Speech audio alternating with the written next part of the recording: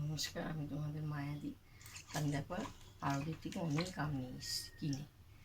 আম দিয়ে আমি আচার তৈরি করব। তো এতগুলো আমি কেটেছি, বাদ বাকি কেটে থালায় রাখবো।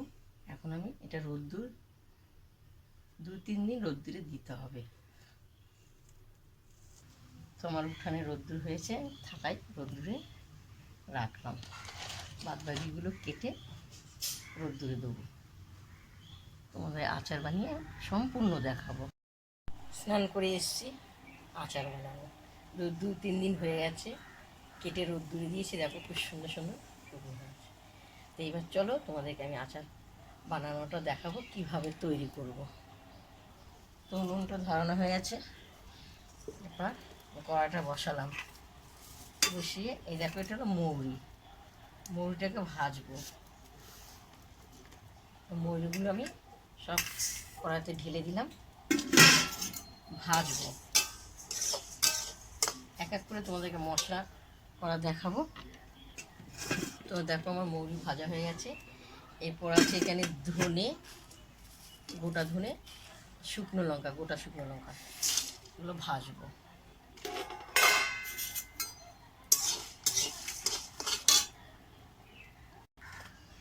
মৌরি, ধনে, শুকনো লঙ্কা সব একসঙ্গে মিশিয়ে দেওয়া হলো। এগুলো একটু ঠান্ডা হবে, তারপর আমি পেস্ট করবো। তো হাঁড়িতে বসিয়েছি। এটা হলো ঘরে কিছুটা মিষ্টি শিরা আছে, মিষ্টি শিরাটা হাঁড়িতে দিয়ে দিতে হবে।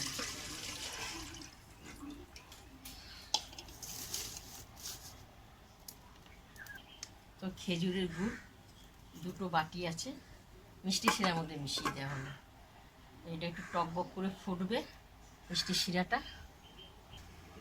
তো আমি শিরাগুলো ফুটছে, দেখো আখের গুঁড়ো দিয়েছি, খুব সুন্দর লাগবে।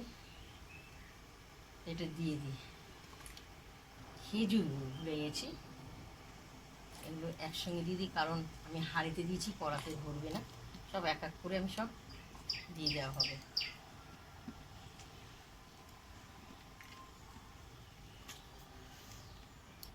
তো এটা টকবক করে ফুটবে।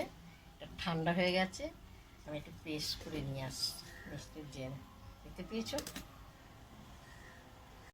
দাও, খুব সুন্দর ফুটছে, এরকম পেস্ট করা হয়ে গেছে সবগুলো। তো এবার আমি এখানে একটু হলুদ দেবো, তো নুন দেবো পরিমাণে।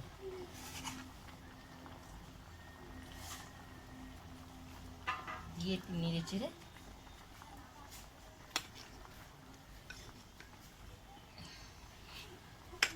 শুকনো শুকনো হবে, ঢেকে দেওয়া হবে। তো দেখো আমার খুব সুন্দর সিদ্ধ হয়ে গেছে। আমি সেই মশলাগুলো উপরে সব দিয়ে দেবো, নিচেরটা উপরে করবো। খুব সুন্দর সিদ্ধ হয়ে গেছে, দেখতে পেয়েছো? আমার সব দিয়ে দেবো।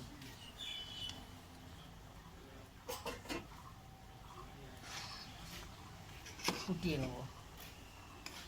দেখতে খুব সুন্দর গন্ধ বেরিয়েছে। আমি তেল দেওয়া হয়নি, দেখতে পেয়েছো? আমি তেল ছাড়া আমি চাটনি করেছি আচারটা। দেখো খুব সুন্দর আঠালো আঠালো ভাব হয়েছে। এখানে কে বলবে 4 কেজি আম, দেখতে পেয়েছো? তেল ছাড়া করেছি তোমাদের সামনে, দেখতে পেয়েছো?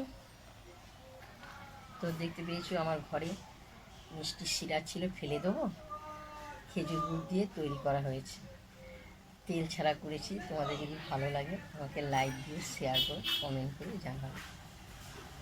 আচার, আমের আচার খেতে পারবো না, জিভ পুড়ে যাবে, তাহলে আমি ভাত খেতে পারবো না। টাটা, লাইকটা দিয়ে দিই অবশ্যই। এবার